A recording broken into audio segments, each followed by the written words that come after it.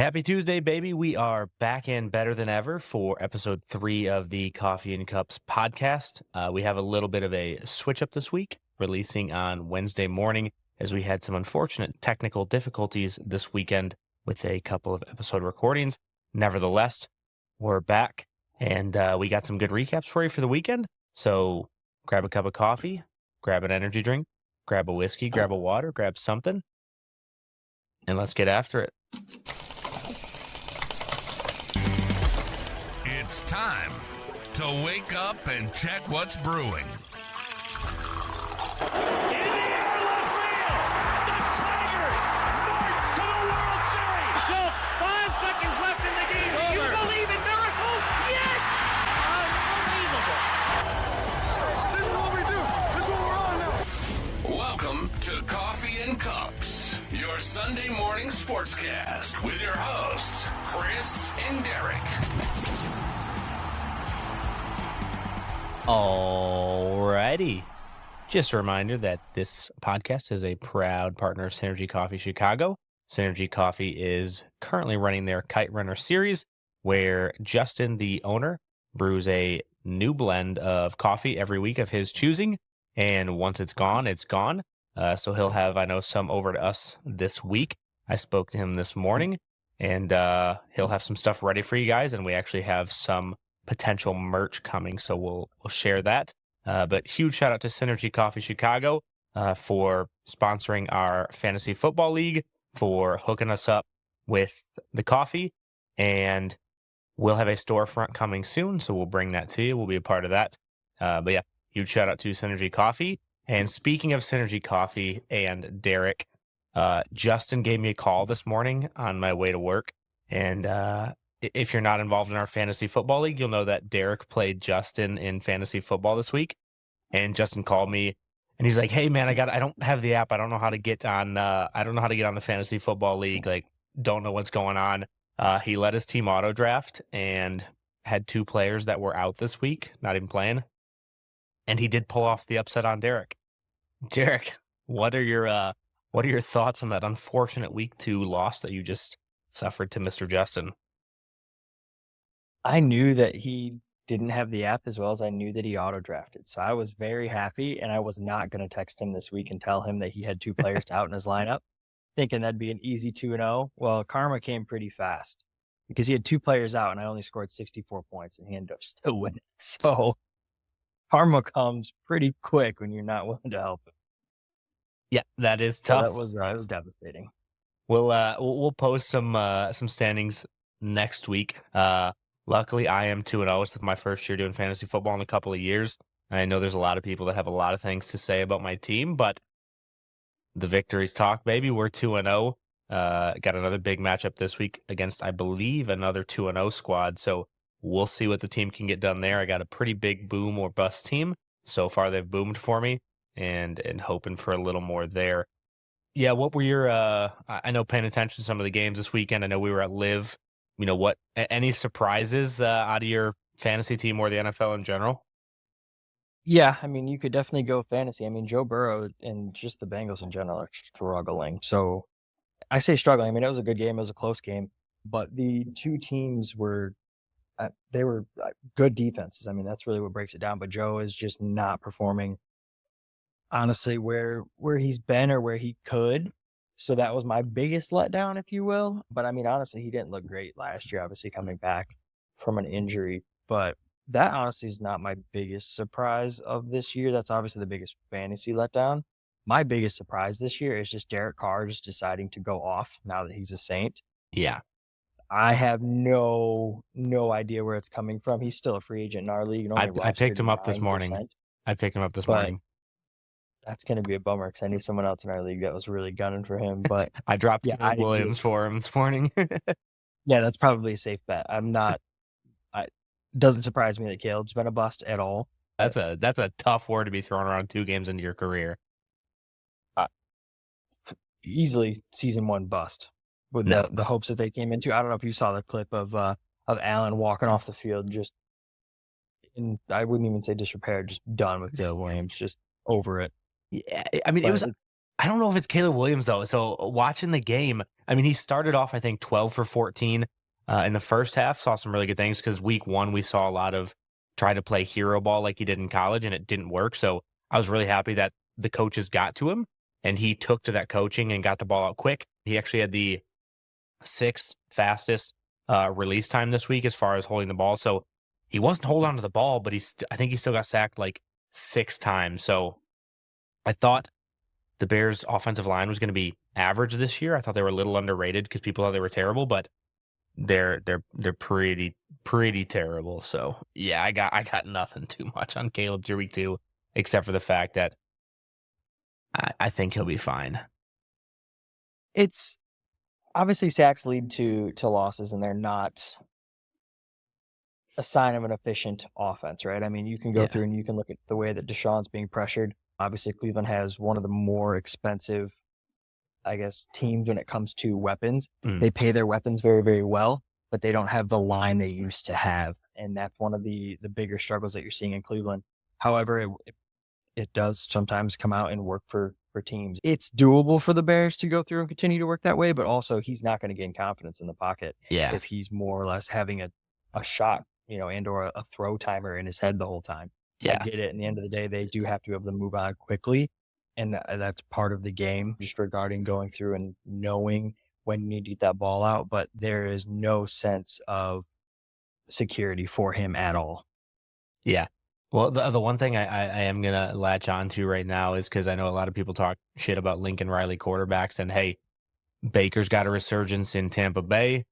Kyler's finally healthy and looked really good this week. And then Jalen Hurts obviously has had a good 3-year run with the Eagles. So, I think Caleb will be fine. But yeah, it's going to be a long road to get there. We'll talk through some more of the NFL stuff, including them in a little bit. But what I'm here to talk about is a couple things. Hockey started this week.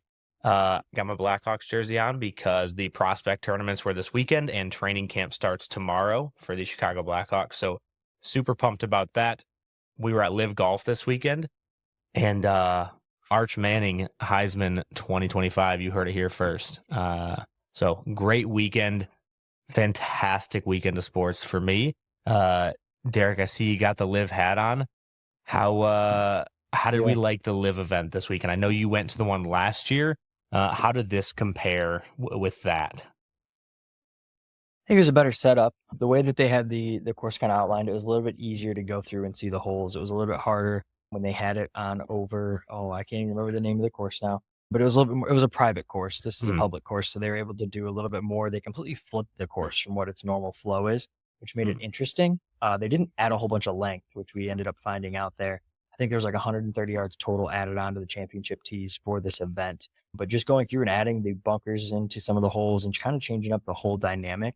The one par 3 that we ended up starting at is apparently not a normal par 3 for the actual event. It was like 230-yard par 3 for the players. And water and clay. That's what I was thinking of, because I know, like you said, we looked and it was like 100 yards longer than normal. But I think that's what it was, is like maybe that hole is normally a 250, 260-yard par 4 for us normal people. And then they shorten it, but make it a par 3. And then, so maybe they added on, 500 yards, but then they went around and took 300 yards away from some other places to make them, a par 5 to a par 4, par 4 to a par 3. So that's what I was thinking. That's what I figured. That's interesting. I know you said they spent like $5 million or something on it. So yeah, Liv went in there and pretty much worked out a deal with Bolingbrook and spent $5 million of Liv's money to go through and redo the course regarding just hazards and going through and making sure that they could kind of grow the rough up and keep people off of it for weeks leading up to the event.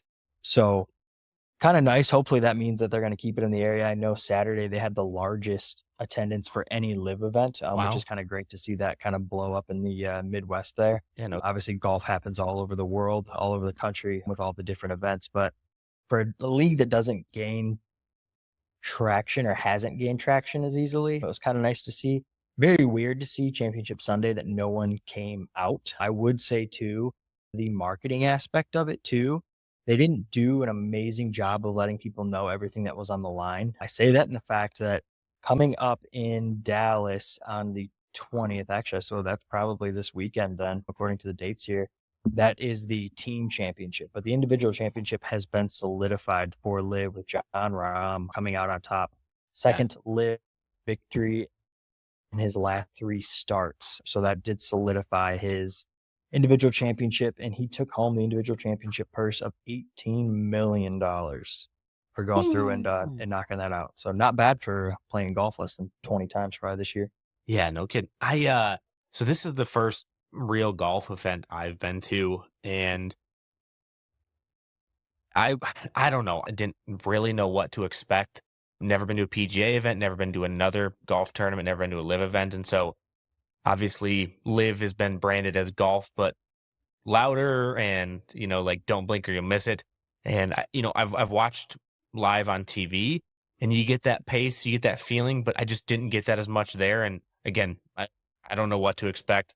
I think just as, we mentioned on a previous episode about how, like I thrive in sports fandom when there's like a lot of tenseness and a lot of, a lot at stake for me and on the line and with the game. And so maybe it was just part of that, or I wasn't as invested in who was competing. I don't know, but we'll see. But yeah, that was just kind of my takeaway was, I didn't know how to feel about it.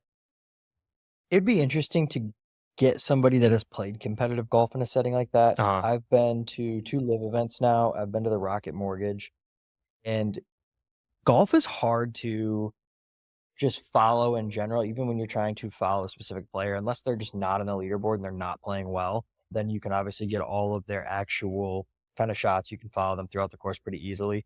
Other than that, you kind of have to go through and almost mark up at a spot unless you can kind of be inside the ropes there and follow them. Otherwise, it's kind of hard to see. It's definitely, from my point of view, it's premiered better on television just based off of the fact that you don't miss as much. You can see more. If you post up at like a par 3, obviously you're going to see action, you're going to see good shots. Other than that, when you go to some of these par 5s, some of these par 4s, it's just kind of like what strategy are they using, what club are they hitting, and then you kind of ask yourself as to why or what the game plan is, where with a commentator they kind of walk through it because they know the players a little bit better.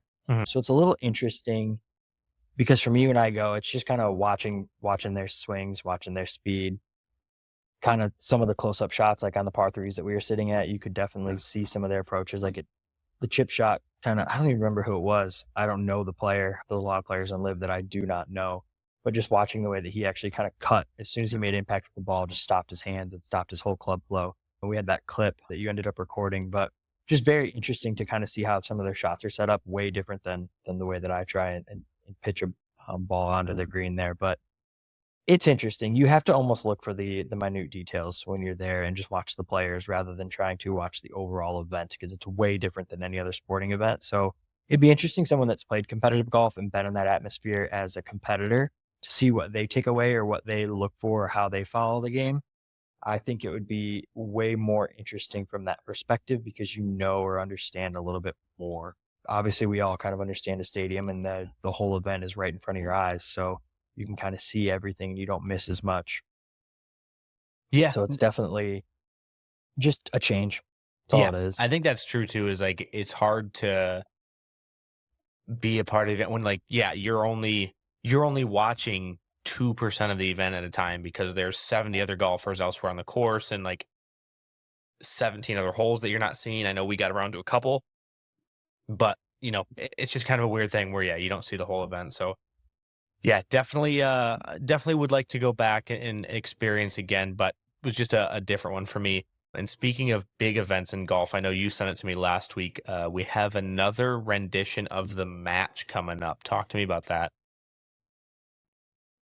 Yeah, so I believe it is the rendition of the Capital One that they did, and I want to say last year they had Mahomes and Kelsey. I don't even remember who they played in that, but they have this year.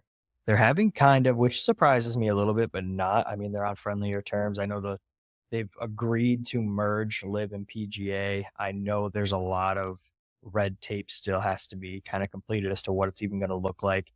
I don't believe they're even going to let any of the players back onto tour events other than majors that they've qualified for previously, which is still up for whether they can age out if they don't place and various things like that, and they won't qualify. But we'll see how that works. Obviously, Liv is not an event that can gain points for world ranking, and that's the biggest controversy that Liv's been fighting the whole time, is to make some of their events, I guess, relevant in the total golf world. But you do have Rory McIlroy, Scotty Scheffler against Brooks and Bryson. So that'll be pretty interesting. That's a hell I of a would matchup. say, I shouldn't say I would.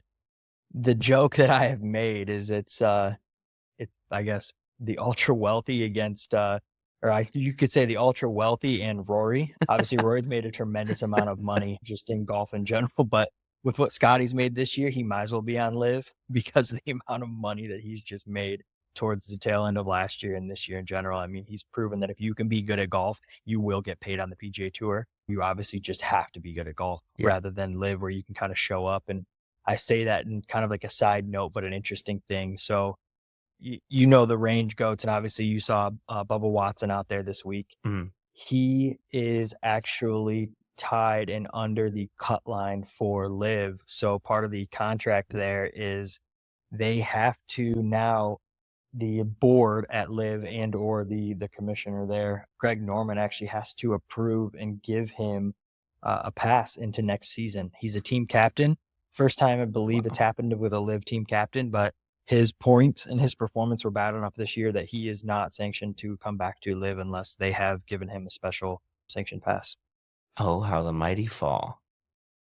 That's tough. Yeah. So, but yeah, it'll be interesting. The match should be coming out in December. I want to say it's going to be live streamed. I do believe it's in Vegas again, but it'll be mid-December. So it'll be a one-day event. But it'll be interesting to see how these guys kind of pair up.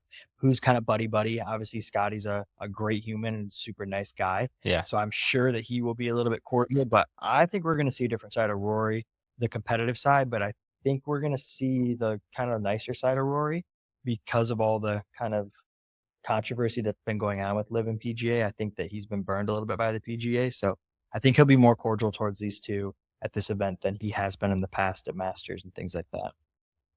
That's fair. Conspiracy theory here. I think the Bryson and Brooks thing was a complete sham just for show. I don't think it was anything. But shout out to good friend of the podcast, Steve Mickness with Bridge of Dreams. They are going to be playing their 4-round tournament in Vegas this next year, potentially as well, including the same course that the match will be at. So got to record an episode with Steve this weekend, but unfortunately lost the audio. But yeah, that was one of the things we talked about, his brainchild, Bridge of Dreams, playing out there. So we'll get Steve back on. We'll talk with him about it. But good stuff coming up in golf, and I'll be interested to see how Liv ends up. I know 1 year it was held at the Wynn golf course. Is it still held at the Wynn? Did Steve say? Yes. That's where he's planning on going at least. And I believe that is the same. Yeah. I asked him if they were going to do night golf as one of the rounds, but yeah. Going back to the conspiracy there, I don't know if I would say it was a conspiracy. I mean, you look at the two teams the two players. I mean, you look at Bryson and you look at Brooks, and when that was going on, I mean, you're kind of at the height of Brooks's injury, and you're kind of at some of the peak of Bryson kind of gaining some of the popularity and or kind of coming into characters to who he is now. And I think it was a little bit more of the jealousy, kind of losing the spotlight type thing for Brooks. I mean, he was on a pretty rapid, aggressive downfall prior to his Live time and prior to him getting healthy again and being competitive. So I think part of that also plays into it. I don't know how much of this would be set up compared to maybe other leagues or things like that, but I think it was a genuine jealousy and dislike just based off of his competitive nature. that's possible. Hey, that might be why he dyed his hair blonde and went the Slim Shady MGK route. So you never know. We got a lot to talk about today. We'll start it off with college football, keep things moving, go through some of the week 3 scores. Quick shout out. I know it's in the past a week, but big win for Texas 2 weekends ago. How'd you celebrate that one there, Derek? Or did you just let it go? I wouldn't say I was surprised by it, but I will say that I was surprised on the performance that Manning had coming into it. I knew that he was a good player, obviously.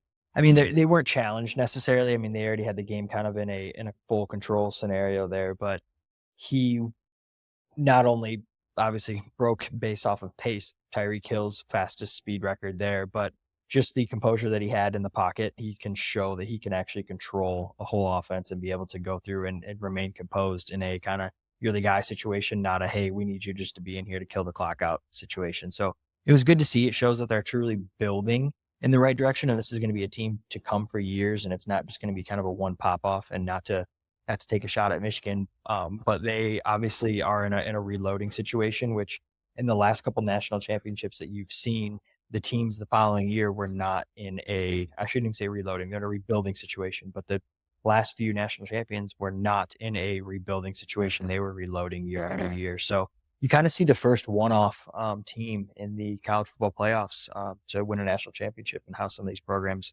do kind of struggle to put some pieces back. Now, they had a lot of players go into the draft. Yep. A lot of coaching, a lot of off-field controversy, but it just changes a whole lot. So to see Texas building kind of the right way, it's a nice thing to kind of see the depth.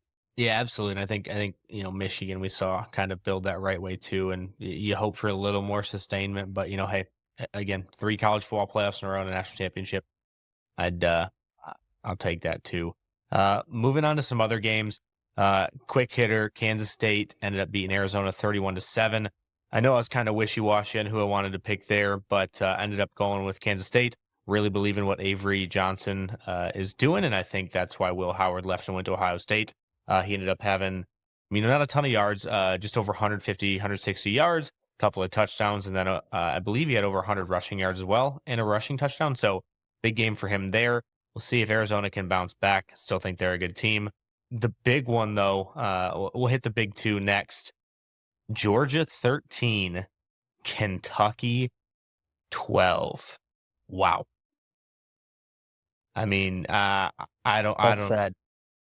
Yeah, I don't know what to think of it either, because obviously Georgia's got a pretty brutal schedule coming up. I hope and I think this is probably just a bump in the road for them. This is probably the worst they'll play. And, you still come out with a win. Carson Beck had 160 yards, no touchdowns, no picks. It's just the stalemate. It was at Kentucky as a night game. It's an SEC crowd. But, yeah, I don't know. Do you have any concerns about Georgia going forward, or you think, just kind of a bump in the road? I mean, it could definitely be a bump in the road, but the problem is when you're a team to that caliber, you can't take weeks off the way that they took a week off. I mean, to win by 1 point, you cannot have that. Just the blood in the water alone will give some teams a little bit more encouragement, a little bit more hype, especially if Georgia's on the road. So they cannot show that type of weakness and or that type of vulnerability just in general, especially with the schedule coming up and who they have back to back with. I believe they have Bama. They're going to have Texas in there. So it's going to be a large struggle for them. So they're going to have to figure that out. I mean, you have to win bad games, but you have to be able to create a little bit of separation if you want to hang out to the caliber they've been doing for the past 3 to 4 years. I would be willing to say that that's probably one of their worst wins in the last 5 years. Yeah, it definitely underwhelming. We'll see how they come back next week. I don't know. I really don't have too much on this one. I like Carson Beck. I like Kirby Smart. I like this whole team, but definitely will be something to keep an eye on moving forward. They've played a lot of football. They've been dominant over the past few years. I still think they probably only dropped 1 game this year. We'll get into it a little bit with college football playoff talk in a little bit, but I think they do drop 1. I know Derek mentioned they have Bama and Texas within the next couple of weeks, as well as both being at Alabama and at Texas. They have Tennessee, who is on a mission right now, at home at least. And then I believe they go to Ole Miss later in the year. So, they play 4 of the top 6 or 7 teams in the country over the next couple of months. And I know they have a few other ranked games sprinkled in there as well. So sorry to whoever I'm slighting, but yeah, I'm going to keep saying it. We're going to keep saying it with conference realignment. I mean, it's just a bloodbath. But 12-team playoffs for that. You can probably get into the playoff in the SEC with 2 losses and not going to the conference championship. So wouldn't be too worried about them. But, it definitely made for some good Saturday night entertainment in a time, a day we didn't have a ton of it. Couple other good games. Oregon was able to finally kind of put it together and dominate Oregon State at Oregon State 49-14. So it was good to see them bounce back and show what they're really made of. Boston College, will give a shout out to Bill O'Brien. They gave Missouri much more of a game than I was expecting. Luther Burden and Brady Cook had a better game, but Bill O'Brien kept it interesting till late. South Carolina almost pulls off the upset against LSU.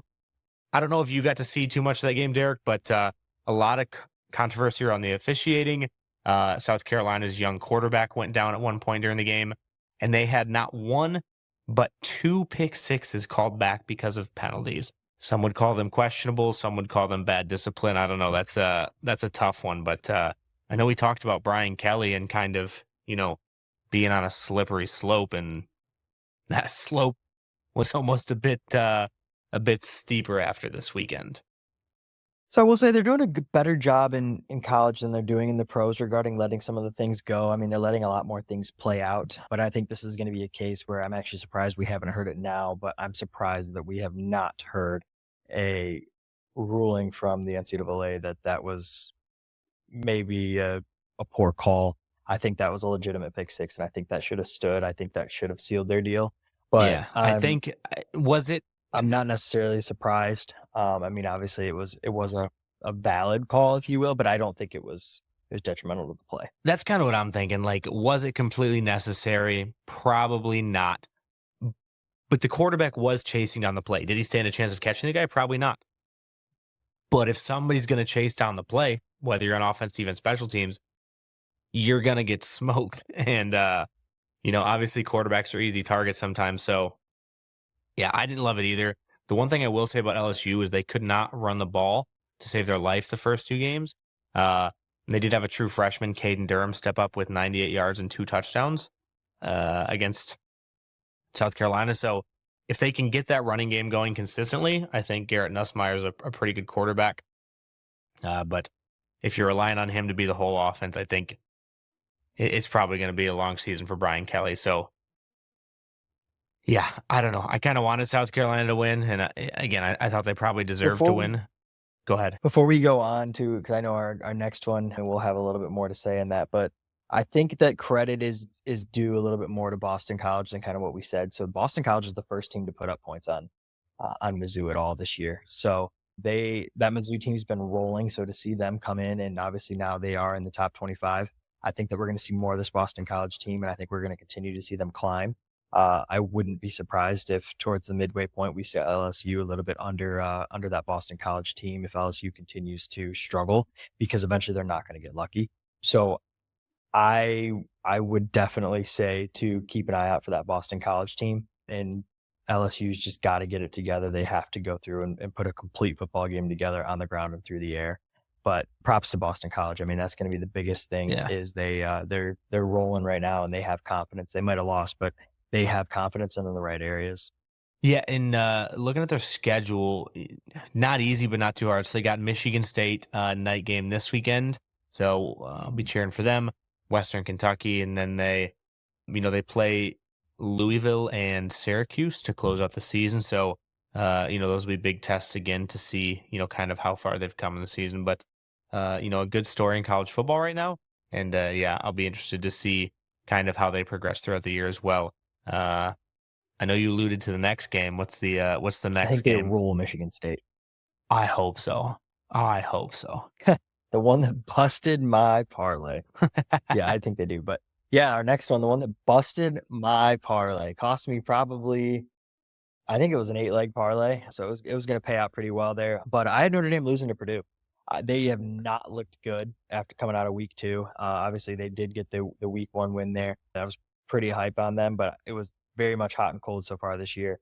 But for them to come out and to be able to go through and put up 66 the way that they did on Purdue after losing to NIU, I was very, very surprised. Not to say like Purdue's a standout great team, but to lose to a MAC school and to be able to go out and handle business with a Big Ten school. Obviously, the Big Ten's a little bit tougher conference than the MAC there, but very surprised just with the performance out of that. I did not get to watch that game, did not tune into that. Obviously, it was a little bit of a blowout too, so there was no point in really even trying to catch it. But yeah, they came to play ball, and now I don't know what to think of this Notre Dame team. Exactly. I don't know where they're going to continue to roll and what team they're going to show up with every week. That's the biggest problem. I felt so good punting them out of the college football playoff bracket after week 2. And now I'm kind of back in like, okay, now is NIU the group of 5 representative, and does Notre Dame get in? Because for those that haven't looked through kind of the new rules with the 12-team college football playoff, the top 4 seeds will go to the 4 Power 4 conference championships. So the winner of the SEC, Big 10, Big 12, and ACC. And then there's one more guaranteed bid, which will be the highest rated group of 5 champion. And so right now it's looking like NIU is in that race, and Boise State is in that race with a couple others. And then there'll be 7 at-large bids. So, definitely threw a wrench in my plans there. I still don't know what to make of Notre Dame. They're Notre Dame. They're always going to draw a big crowd. They're going to have a lot of hype. They're going to, be a decent football team. But, I don't know. They'll have a few more tests. Obviously, they got USC late in the year. USC has looked a lot better than a lot of people thought. So, they'll have some challenges along the way, but I think they also do have some really easy stretches in their schedule that they can really stack some not impressive wins in the fact of who they're playing, but impressive wins in like style points. So, yeah, I think they could be one that I think hovers around it. For longevity of not only them, but just for their playoff. I mean, obviously their program's proven. I mean, it's tried and true. They have no issues really getting recruits, but for this playoff, obviously we've seen the expansion, but they have to drop the independent. They have to join a conference. They're too rich. They're too rich, man. Their lacrosse team's in a conference. They don't. I believe even for basketball they are. They're in the ACC. Success are in conferences. Yeah, they're in the ACC for everything. Right, that's what I'm saying. There are other top programs. Football has to drop it. I just don't understand it. I don't know if they think it's just more of a power move because they don't want to be in an ACC, but it's got to go. I bet you there's some statistics out there that they're missing top recruits. Obviously, we've seen them. They landed a good quarterback in their transfer portal, but who has I would imagine so far though. I mean, he went off last week. He was all right. Nah, he sucked again. What was the stats? I don't know. Keep going on that, and I'll look at what his stat line was last week, but I don't think it was good. I would just like to see out of what 4 or 5-star recruits that they're bidding for that they're not getting, and they're losing to a Power 4 and or what was the Power 5 conferences. I would imagine they are losing qualified and strong recruits just based off of the fact that they're not. I mean, yes, they have tough schedules, year after year, but they're just not, locked into being able to play those teams. Put them in the Big Ten, as well baby. as if they were just pushed into a conference. Put them in the Big Ten. I don't think that's a team. I don't think that's a team that needs to be in the Riley Leonard was 11 for 16, 112 yards, no touchdowns, no picks. 11 rushing attempts for 100 yards and 3 rushing touchdowns. So, I mean, he did score 3 touchdowns, but still hasn't shown the ability to throw the ball through 3 weeks. He's used to having to do too much. I mean, he's used to having to do a little bit too much. I mean, coming from Duke, but I would like to see them not join the Big Ten. I would probably like to see them honestly join someone like an ACC or a conference that they can just kind of run. We know that they can play an off conference schedule that's tough when they can win. An ACC games, would be good for the ACC as well. I think the ACC obviously has some decently qualified teams, but those teams are leaving. Maybe Florida State would stay. Yeah, ACC is a tough one. I mean, they have to be Florida the State fourth. Go independent. Watch. No, they want to. If anything, they'll go to SEC. Independent's not the route. There's a reason. If they get in, do you know the bylaws of when the SEC was developed? No. So when the SEC was developed, there's 2 teams currently right now in college football. I would need to look them up who they were that have since left the SEC. And in the bylaws of the SEC for the teams that were founded in there, they do not have to necessarily bid back to join the SEC. They have an automatic bid in for life if they choose to. Is Florida State one of those schools? And those two teams, nope, that's the problem. It could boot Florida State out. And one of these teams is actually good. But so the original teams, it was Alabama, Auburn, Florida, Georgia, Kentucky, LSU, Mississippi State, Tennessee, Vanderbilt. And those are all still in there. Where's We can roll back to it if you find it. Tulane? Tulane can come back into the SEC if they want. Okay, yeah. That'd be the worst decision they ever made. Yep. Yeah, we could. One of them.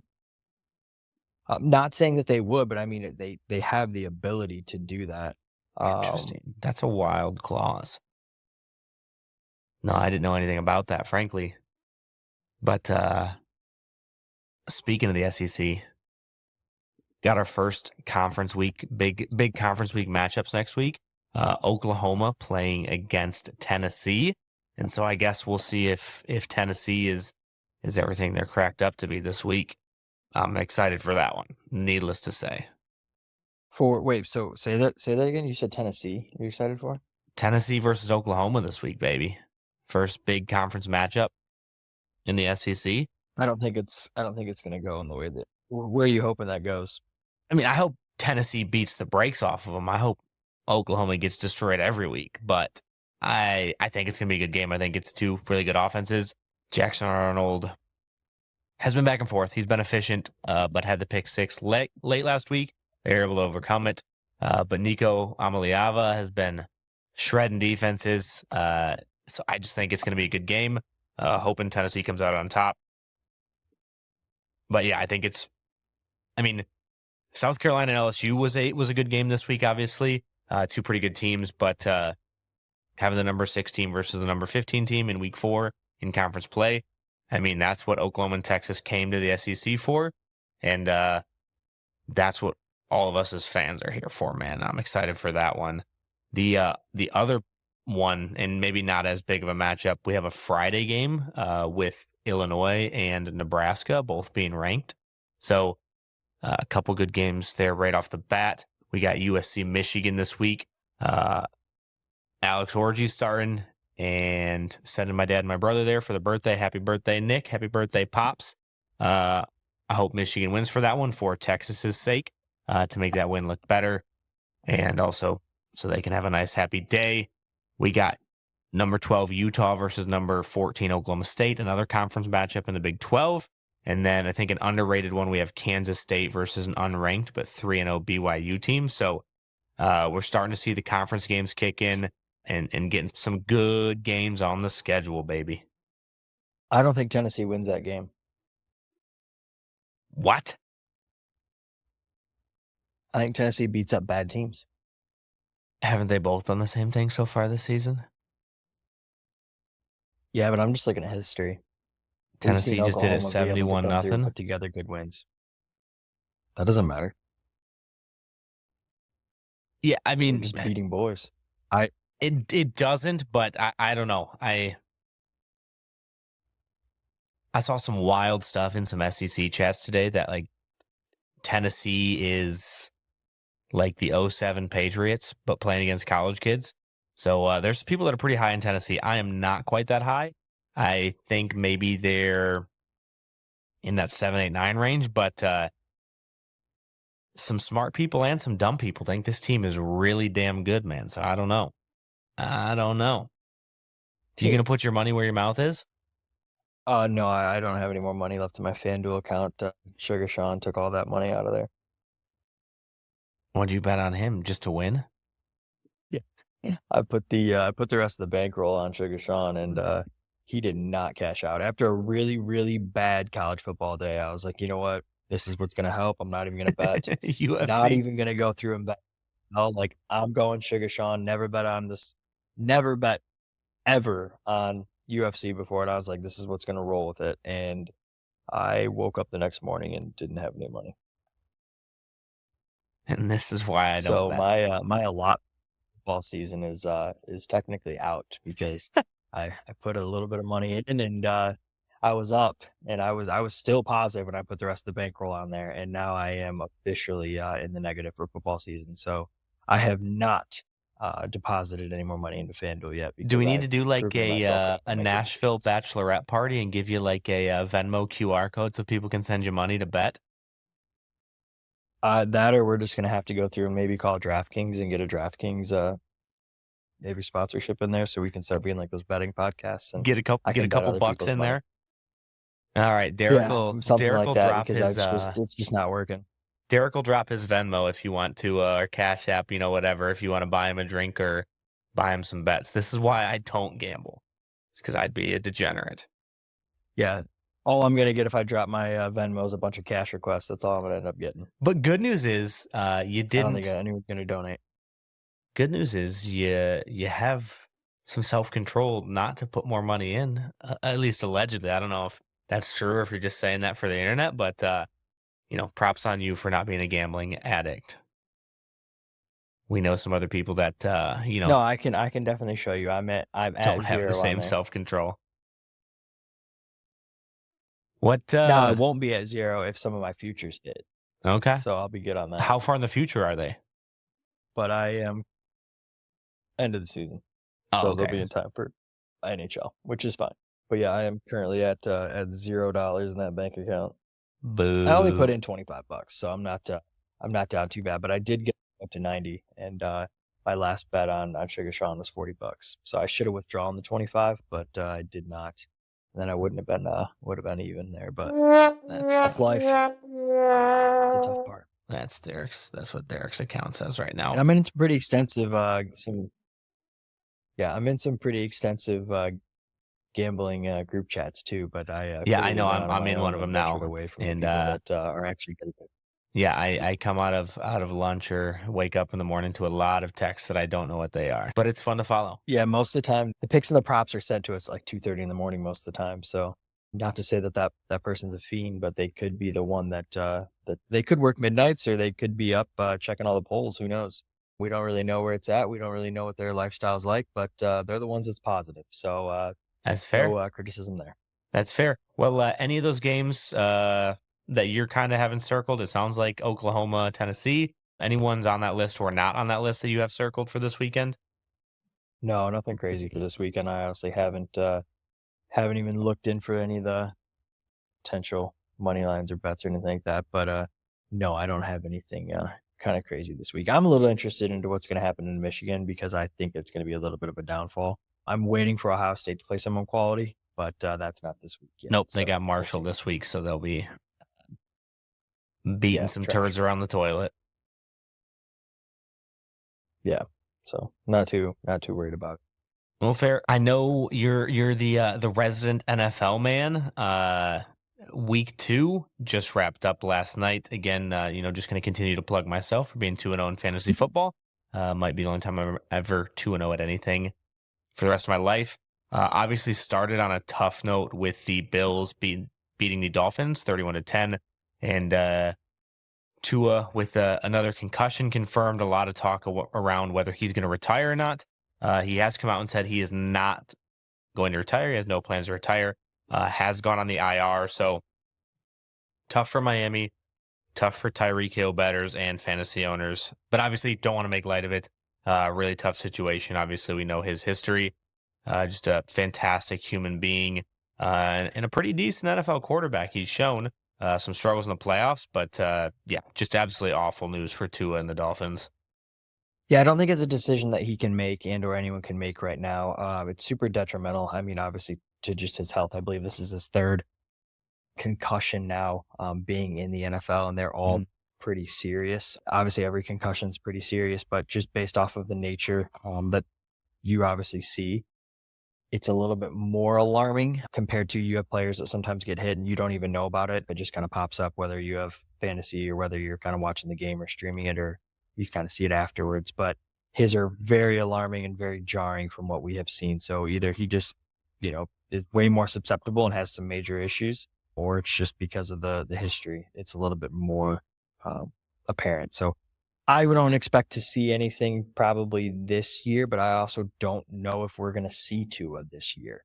I would imagine that we would, but I don't know what kind of, medical treatment or things like that he's going to see, or what kind of protocol they're going to try and put him in and test him in before they ever put him in live action again. Yeah. But it's a major quarterback question coming out of Miami now. So what are they going to do? I know one of the fun things that was kind of thrown around in the inner circle with us was whether we're going to see, hopefully, Russell Wilson leave Pittsburgh and maybe go over. But obviously we know there's other talks for who can come and hopefully save Miami's season. I didn't even know Miami Ryan is Tannehill still 1-1, played so football. They're not in a bad spot, but they definitely are going to. I didn't even know Ryan Tannehill still played football. Where's he at? Is he a free agent right now? He's got to be. There's no way Ryan Tannehill's on a roster right now. To be honest with you, well, I mean, what other options do they have? I know there were some jokes / not jokes about Mac Jones, obviously a backup in Jacksonville right now. He'd still stay in Florida. Similar to Tua, he's an accurate, smart, but limited quarterback that, obviously Mike McDaniel's already shown he can work with. Yeah, I don't know where else they could go. Dak's off the market for next year. Shout out Dak. So yeah, not a ton of quarterback options right now. We'll probably end up sticking with Tua. Obviously, they just signed him to that long deal. But yeah, you got to do something this year. Obviously, you got some good weapons, good running backs, receivers, and a good head coach. So I'd be surprised if they scrap the season and kind of tank to this point, which is why I think they will probably go out and try to make a move instead of just kind of sitting where they are.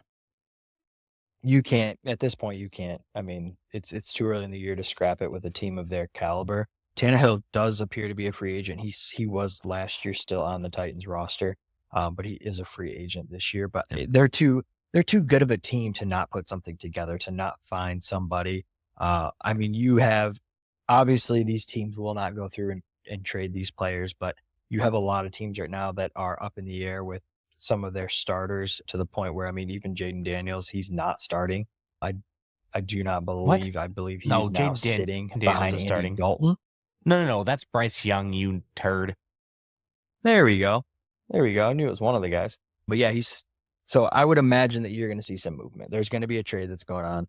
But yeah, you are going to see a little bit of movement, I bet. Yeah, and feel really bad for Bryce Young, man.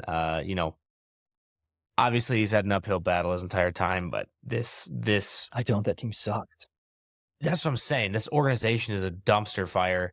You bring in Canella, I think that's whatever his last name is, to kind of right the ship and be a quarterback whisperer, and it's been nothing but garbage. Now, obviously, I think there's some thought of, hey, he just needs to sit for a while behind a veteran quarterback and kind of, take a step back and maybe get his mojo back, understand the game a little more. Maybe it's a little too fast for him, but yeah, tough situation there.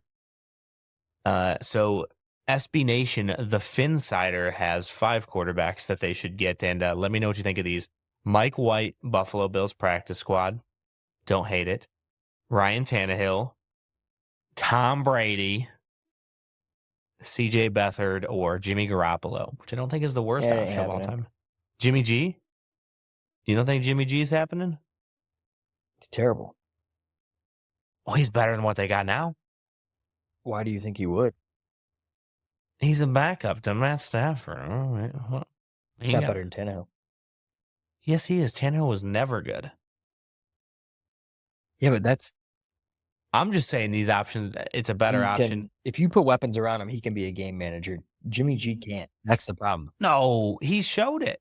You look at his stats through like 30 games. I don't believe that Tannehill ever even got a max contract.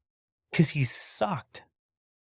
You look at Jimmy G and Brock Purdy, and they have the same stats through 30 games in the NFL. I think it's a tough play to say that. The team. Why is Jimmy G gone? Because he's not a starter. But I mean, when SB Nation, the Finsider, is throwing out Tom Brady as someone to replace Tua, you're down pretty bad at this point. You're down pretty bad. Okay, I wouldn't say that. I would definitely tell you out of that list, somebody that can come in and actually be a puzzle piece that's effective would be Tom Brady, but he's not going to void that TV contract. No, and as well as he's about to become an owner, so he's not stepping foot back in that. And he's about to be like 50.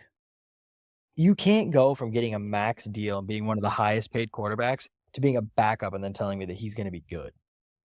I didn't say good, but if you're saying, hey, it's Mac Jones, Jimmy Did Garoppolo. Jimmy G even play this year?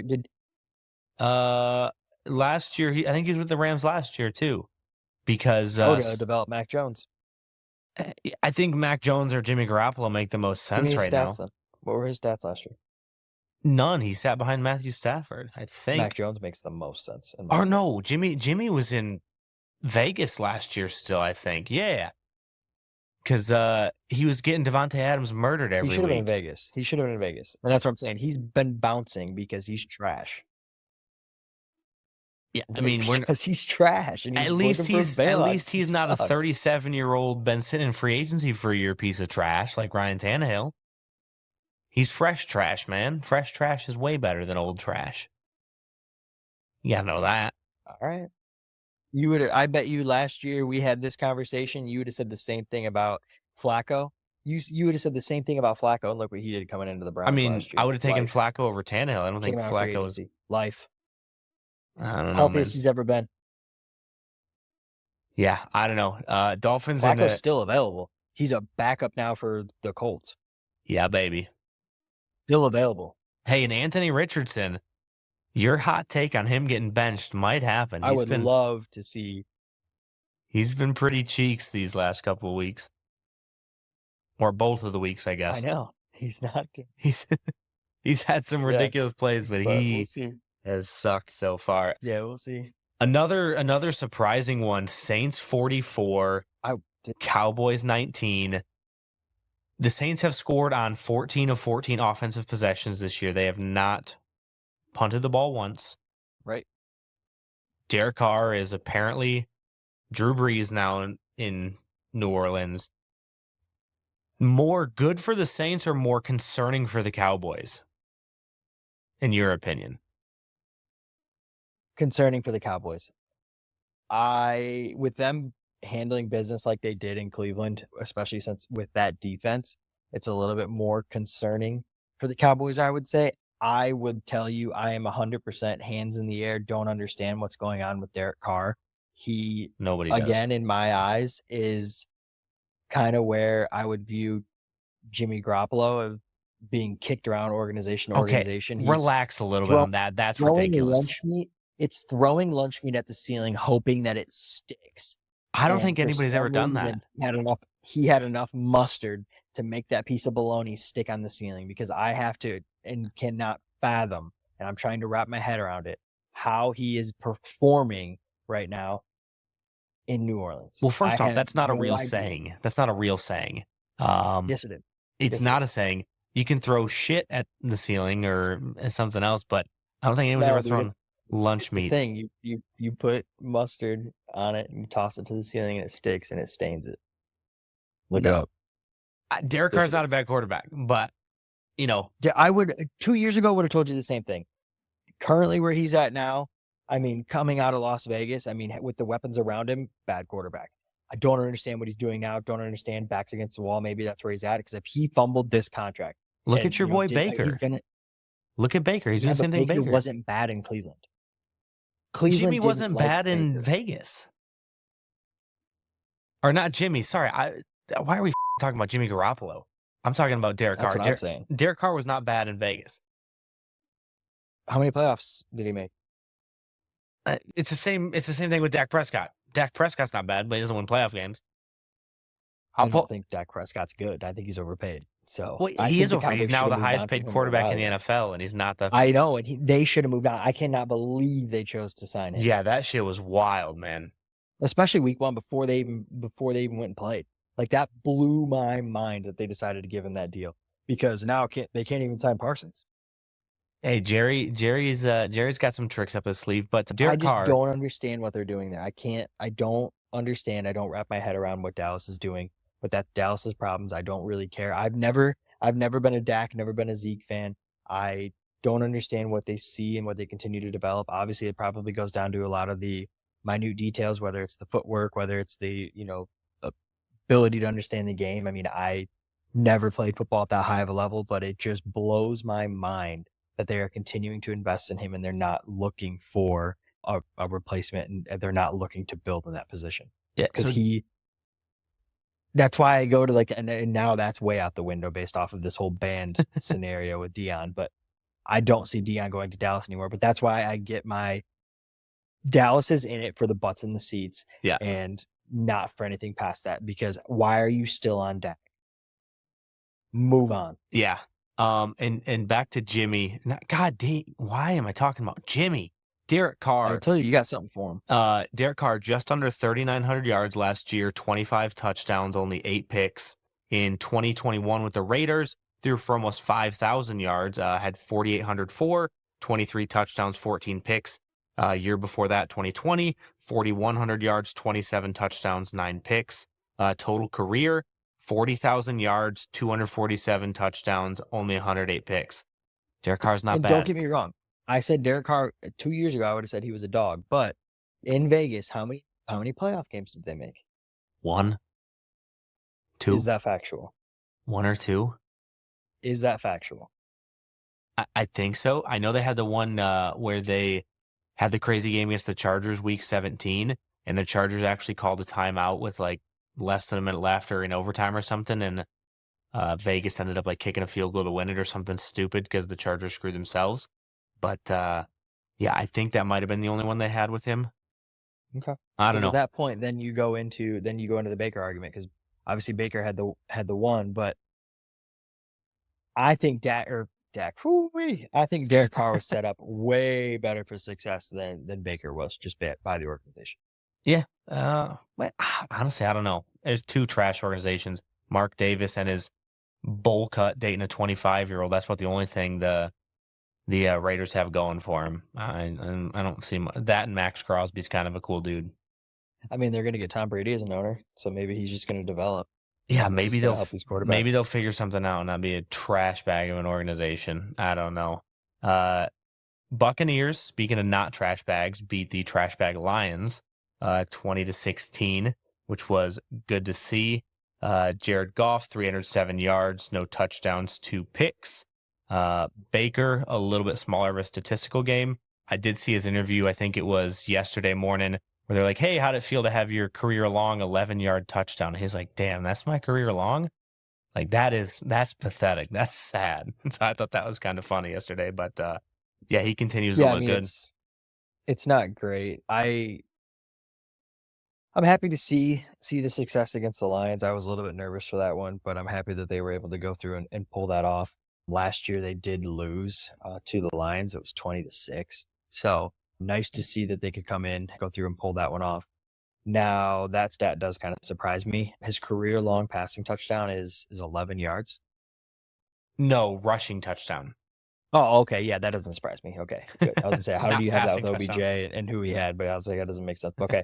Yeah, no, I don't know if you know, but he was the leading rusher on his team that game with 34 yards. They had 4 players have rushing attempts, and somehow he had the most rushing yards. So walk me kind of through that whole scenario there. Obviously, the Lions D was coming to play that game, but yeah, that kind of surprised me going through and looking at that. That he did lead the team in rushing. Yeah, that's pretty pathetic. Bucky Irving was second with 22 yards. Yeah, it's pretty bad. That's awful. Vikings take it to the 49ers. I know I played my 49ers defense. I still think they did better than the Bears defense. So, oh wait, no, they didn't actually. No, the Bears defense actually did better again. I told you, man. I told you. Should have started the Bears defense. Yeah, they have to do better. It's the only way that they can play in this league of men, because the rest of their team's a bunch of peewees. Hey, relax. We're going to sit here and act like everyone doesn't have the Texans as a Super Bowl contender. You're acting like they lost to some trash team. No, you're right. I mean, I'm just waiting for Caleb Williams' next nail paint job. He's already just as good as Deshaun Watson, so I don't know. You have no room to talk.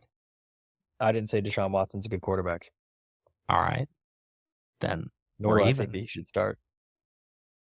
Yeah, I did You ask think Caleb Steve Williams about should that on start? Saturday, and he said absolutely no famous Jameis time. He is not on the bandwagon. At this point, that's who you have. So I mean, it's either Deshaun or Famous. So we'll run with him. But I was 100% in the offseason and at the end of the year that Flacco needed to return, because Deshaun only comes with controversy. We learned that, especially after giving him a max deal that's 100% guaranteed. We learned that he's only going to come with controversy. We learned he's going to milk his injuries. Hot take, obviously, there that he milked it last year, but I do not understand how there was no return and or progression until week 1 of this year. But you give someone that kind of money, what's the incentive? So I just don't think that he's the guy there. I was very upset to see that Flacco didn't come back, but hey, it's Cleveland. Self-imploding is a love for the game, I guess. That's fair. The Chargers beat up on the lowly Panthers this weekend to get Bryce Young benched. And for the second game in a row, my favorite quarterback, Justin Herbert, threw for less yards than his team rushed for in typical Jim Harbaugh style, over on the sidelines, eating his boogers with his transition shades, but just having absolute dogs on the team. And Joe Alt, holy shit. I don't know if you can win Rookie of the Year as an offensive tackle, but dude is just mauling people. And my least favorite player, Quentin Johnston, who couldn't catch COVID in 2020, did catch 2 touchdown passes from Justin Herbert. So the Chargers, as I've said to you in the chat, so you can't say I'm a bandwagon. They are my second favorite team. So we're kind of riding them right now. But I don't know if the Panthers suck or if the Chargers are actually good, but Jim Harbaugh does what Jim Harbaugh does and is just a weird-ass dude. And he's just going to win football games. I don't know. So You can't stop him. Panthers suck. That's one reason that they sell tickets for $14, which I actually believe they fell into single digits. No, I saw the 2 beginning tickets of for this like $3. Yeah, so I'll pull up tickets Panthers for their do next home suck. game while you talk. But what I will tell you is that I am surprised that they are holding Justin Herbert back. We know the kid has a cannon. So for them to kind of hold him back and to stick true to the run game, I mean, hey, that's great. We're proving that team has depth because you know that he has the ability if they need to and if they're down that they can air it out. Obviously, they went up early in that game with a 20-0 lead going into halftime. So they were able to go through and do clock management, which in the end of the day can beat up your running backs, but it's pretty healthy for some of your other players that are out there that can be left out to dry a little bit easier in the secondary there. So it's good to see. I am surprised that he had 2 touchdowns through the air. Just now, I didn't watch the game, but I'm surprised that they had 2 through the air there rather than on the ground, just based off of the kind of whole game plan. But shows some versatility, but it looks like when they're close, they are still throwing the ball even on a short field, which is good. It means they're not in desperation. Yeah, I obviously going to be an interesting team to watch. And shout out to J.K. Dobbins, who we all knew was a pretty good running back, but just had an awful run of luck in Baltimore. And I don't know if you saw it, Derek, but Aaron Rodgers was actually talking about his rehab from the Achilles injury. And he said that, he went to the same rehab as J.K. Dobbins. And he said just, working with that dude every day, made his life a lot better, made that easier. And he's just a hard worker and just a great dude to be around. So cool to see that story.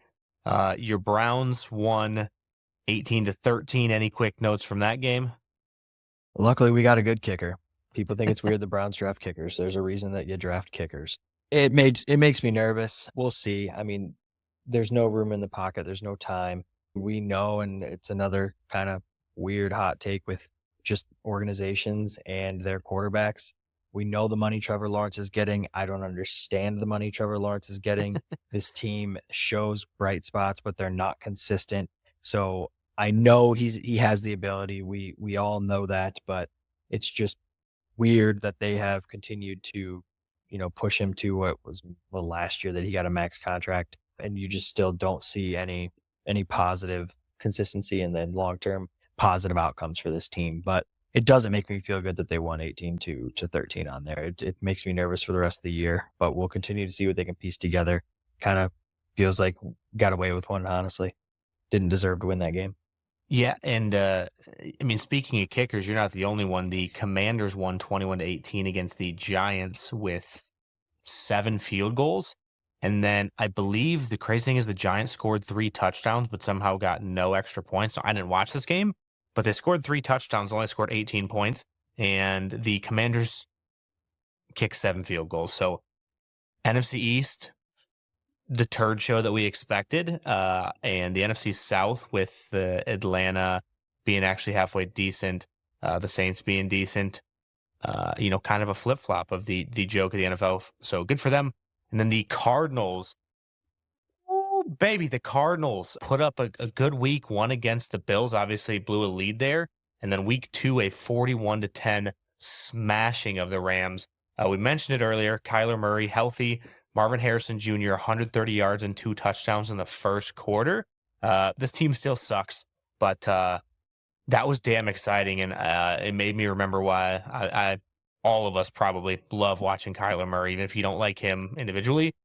That dude is a jitterbug, and he can throw the damn ball too, man. He can throw the damn ball.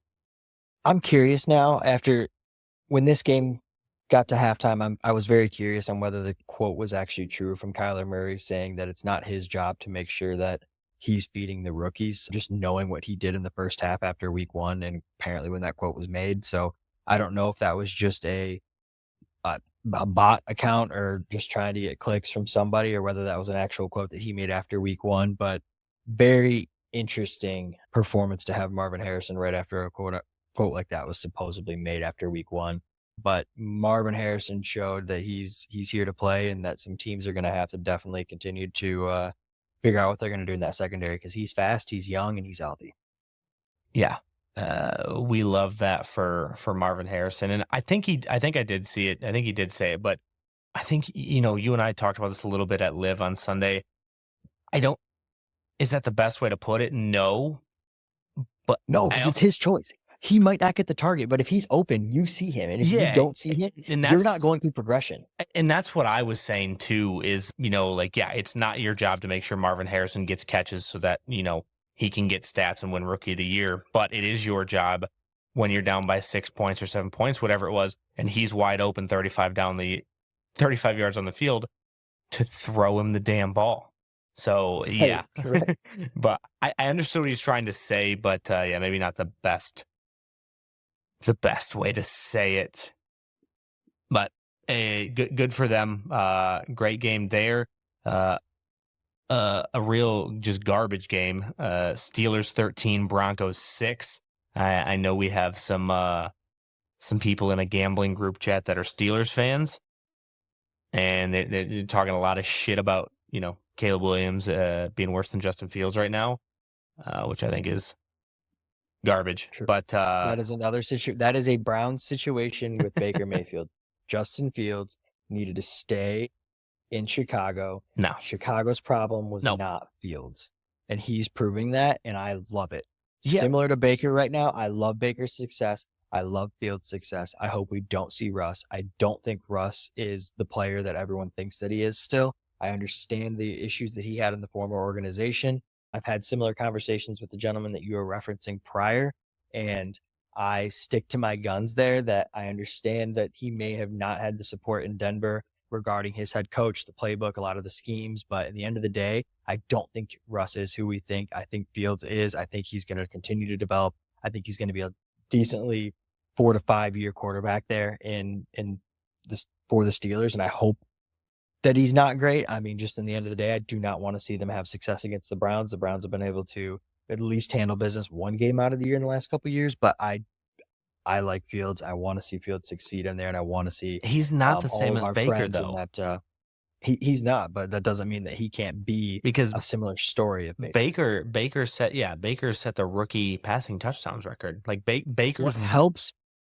Baker's worst season is 3,000 yards, 17 touchdowns, 13 picks, 60.5 completion percentage. Worst year. But Justin Fields goes down. Best year is 2,500 yards and 16 touchdowns. I'm guessing maybe not that much worse than Baker statistically. So what I will tell you is you're looking at statistics, right? Yeah. What goes into that also is game plans in order to get wins, right? Statistics aren't necessarily going to matter unless you're betting individually, unless you're betting on strategically that quarterback against another one. But then again, you cannot ignore wins. We know the way Mike Tomlin likes to win games. Yeah. And he doesn't like to be fancy. He doesn't necessarily need to run up the score. He wants a defense. And if you've seen them the last 2 weeks, That's what's preparing it, and that's what's helping Fields. Well, he should have never fired Matt Canada if he wanted to suck at offense. Well, I think that you needed to have a little bit of strategy there and maybe not play Madden and pause it while you pick a play and tell the rest of the team to run it, because that's not how Madden's meant to be played. But hey, he chose to play it that way. But I think that you're going to see Fields develop more because there's going to be a little bit less pressure. Do I think it's the best situation for an explosive quarterback? No. But is Fields an explosive quarterback? No. But it's a scheme that works for his style. And when he needs to, he can run, he can get out of the pocket. And it's something that the Steelers haven't had in a while. And it'll change it up because people aren't used to that. Ben would move. Ben could move. Not the same athletically as Justin Fields. No. And it's going to change up a little bit in the AFC North, where it's a very, very strong defensive conference and division. So I would love to see Justin Fields be out there and being able to mix it up, because it's going to change the way that teams have to contain him. It's going to change the way the Browns have to contain him. And they are, and were last year arguably one of the best defenses in that AFC North. It'll definitely be interesting. I like Justin Fields, so I'm cheering for the kid. Last two games I want to talk about. Chiefs beat the Bengals on a last-second field goal to win 26-25. Patrick Mahomes with 2 touchdowns, 2 picks, and the lowest passing yardage that he's had in a complete game in his career. And then the other interesting stat I thought is that since the Bengals drafted Joe Burrow, they are 1-9 in September. They suck to start the season. And then, obviously they've been to, I think, one Super Bowl, obviously, and at least 2 conference championships. So I thought that was really interesting, for those two. So what are we taking of the Jamar Chase situation? I say that in the fact that we talked about it Sunday. Distraction. Not only, we know there's no contract. Okay, we know that. They've made it clear. We'll discuss it in the offseason. Basically, the kid came up and said, where's my paycheck? And they said, we'll talk about it later. And so obviously there's an issue there. But to have and it could be 100% emotional driven, could not even be a factor in this, obviously, but the personal relationship that Burrow has with Chase, and to see the explosion on the field, as well as the unsportsmanlike penalty that Chase drew at the end of the game, we're seeing a different, I can't even think of his first name now. We're seeing a different Jamar Chase than we've seen in the past. There's no composure there. And I think that's going to be detrimental to this whole just efficiency of this offense. So I don't know what to expect from Jamar the rest of the season, but I don't want to say that he's going to be a distraction, because I think that they've made it clear what the expectations are, but I don't think he's playing with confidence. We know he took out a $50 million injury, insurance policy on himself. It makes sense. You kind of walked through it on Sunday a little bit, but it's almost like there's just like he has to prove himself week after week. And that's why he, is having the on-field issue now. And again, it's an isolated issue. I understand that, but to see 2 players that have the chemistry they had and the history that they have an explosion like that after just words with an official is very jarring for a team that is 0-2 and with the power and the talent that they have. Yeah, I'm curious if Joe Burrow's not his quarterback, is he playing right now? Because I don't think he wanted to play and show up to camp, but obviously him and Burrow are really close, very competitive, and so I think that obviously plays into it. But I wonder if that's a big reason why he agreed to kind of play this out. No, I think money goes into it because he's got 2 years left. So I think if he doesn't show, he loses. I don't know what that amount would be. True. I'm sure that amount is out there, but he's looking for an extension. So, the NFL's weird. He's looking for that inflation pay. That's what he's looking for. Yeah, the NFL's weird with that, how you can start negotiating multiple years ahead, and just the restructuring, right? I'm used to NHL where, July 1st of the season, you're going into your contract year, you can start negotiating, and, no restructuring, everything's guaranteed. So just a weird, different ball game. It's weird, and there's like a line in the sand, right? I mean, there's preseason where it's, this guy's not showing up to camp. There's this, and he's not even in the same city. He's in his home city. His agent's here, and but there's a line in the sand of when the season starts and when, like, hey, it's time to stop messing around. And I don't know what that official line is. I just know it's a monetary line that you're not showing up anymore. here's the pay that you're going to start getting deducted and what you're Yeah. going to start losing. And I think that that's what brought him. I would like to say that it has to do with Joe, but in the end of the day, I mean, he's a man that it's got to make money, right? I mean, it's a business, and we know that, and I think the both of them know that. And it's an interesting situation. I mean, even you can kind of somewhat compare it to Dallas, right? I mean, they paid Dak. Parsons is still showing. Yeah. It's Yeah. like I said, it's a business, and everyone's got to handle their own contracts. I mean, the best thing you can do in those situations is what Burrow's doing and saying, "We're not talking about it," right? I mean, that's him and his boss that's talking about that. Yep. He is not handling that business with him at all because his actions are directly, representing himself and his team. I mean, who he chooses to surround himself with regarding agents and things like that. But I don't know. I think it's going to be a rough road for the Bengals, and I hate to see it because I like Joe. But I do too. I love Joe. We'll see what happens, but it's not looking good for them to be 0-2. Yeah, it doesn't feel like the last few years when they've struggled at the start of the season. It feels a little bit different, obviously, like you mentioned with the tension. There's some rumors that Burrow's wrist isn't fully healed. I think he put that to bed a little bit this week. Had a pretty good performance, 258 yards, 2 touchdowns, no interceptions. So he looked a little more like himself, and the team's just struggling. So we'll see if they can figure that out in time, right? 16-game season. It's long enough to not have every game matter, but it's short enough that you can't get into too big of a hole. Now, what I will tell you 17-game season, sorry, is one of my futures that I'm hoping cashes out here is I do have a future bet that the Bengals do finish last in the AFC North. So it's not a I'm stretch super right far now. off.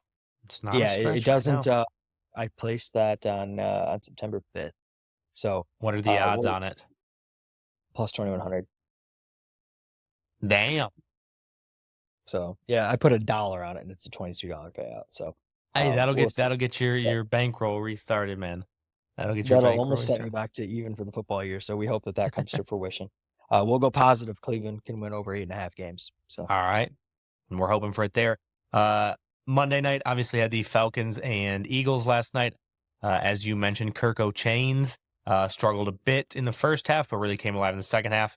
I think the 2 best running backs in the NFL were playing last night in Saquon Barkley and Bijan Robinson, and it was absolutely a pleasure, especially in that first half when they were both really going at it. But we'll get to the game that Derek really wants to talk about.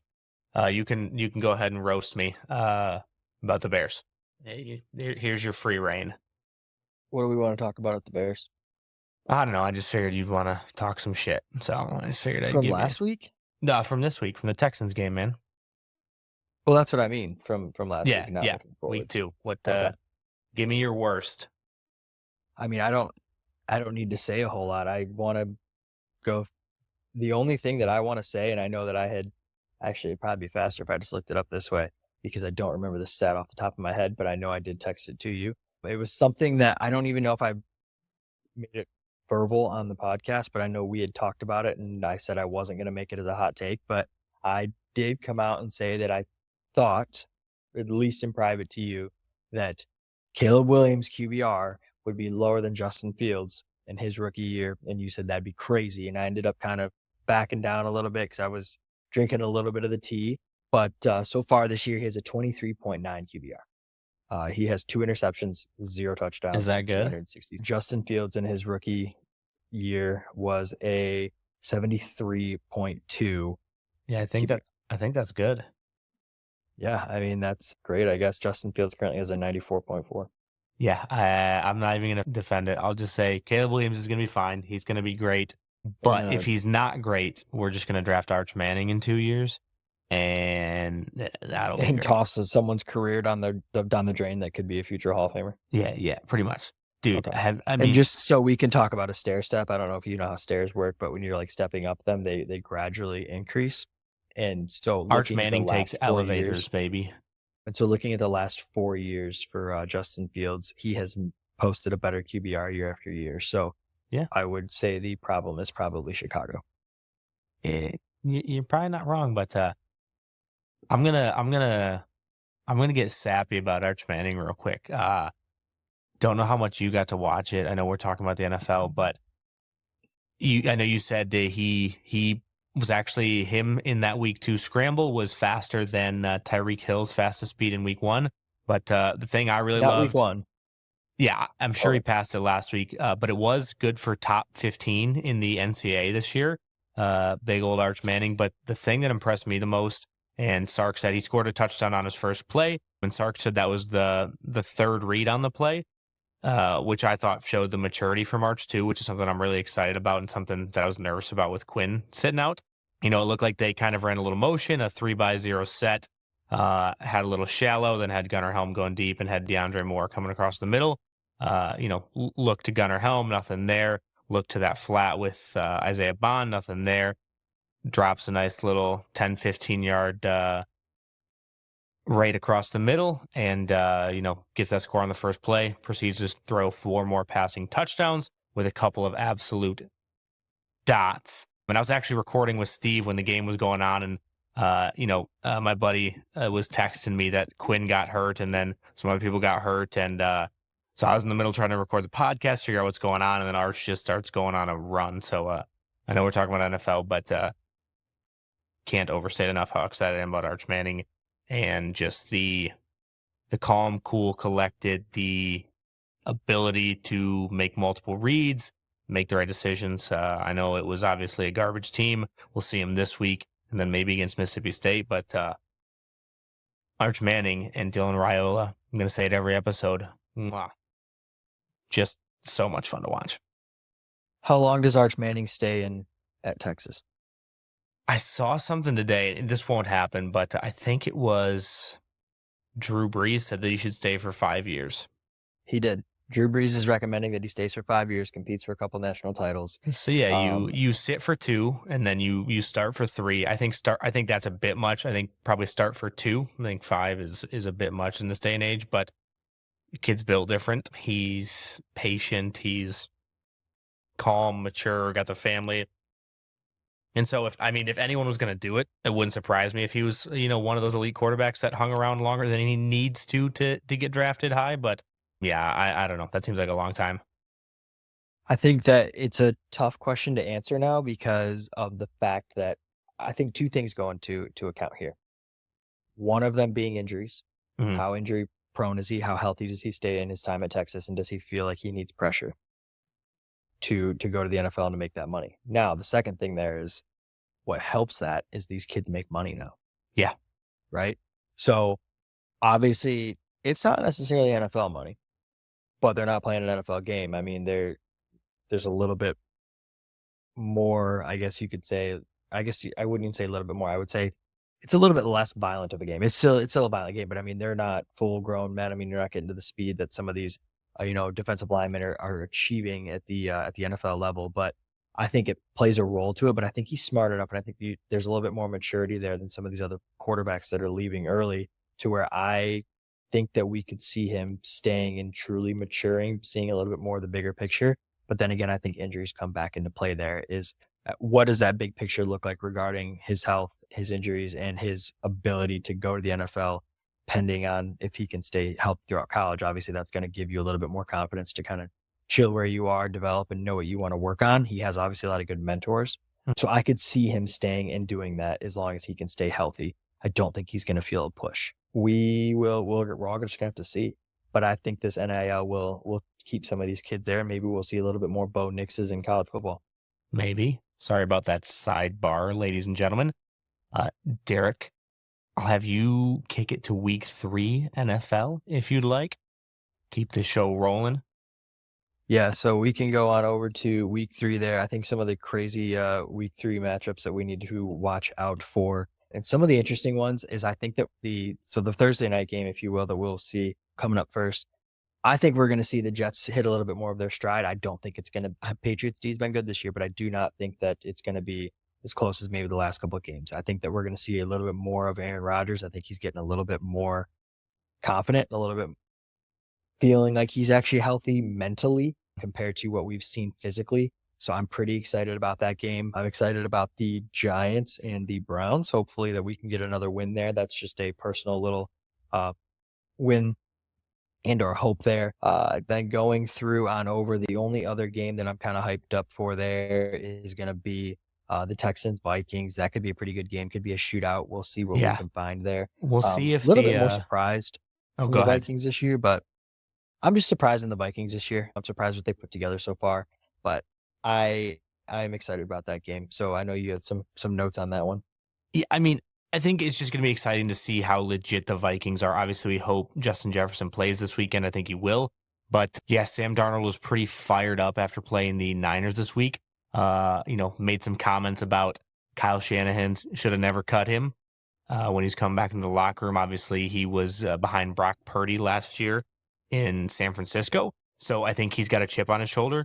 I think he's a extremely talented kid and, can really sling it around. And then he's got a fantastic offensive head coach. He's got Justin Jefferson, TJ Hawkinson, Jordan Addison, just a laundry list of weapons, a great offensive line.